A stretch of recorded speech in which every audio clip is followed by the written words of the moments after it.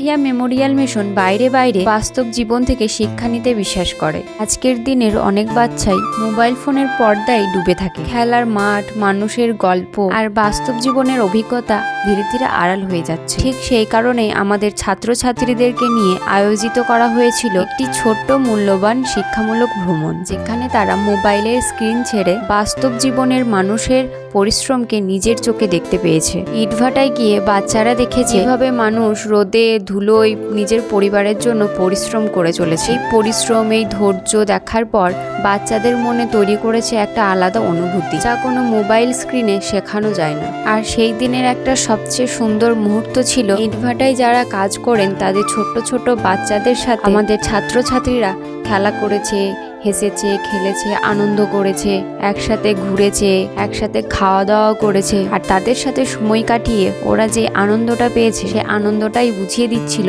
যে আসল আনন্দ মানুষের সাথেই থাকে, মোবাইলের স্ক্রিনে নয়।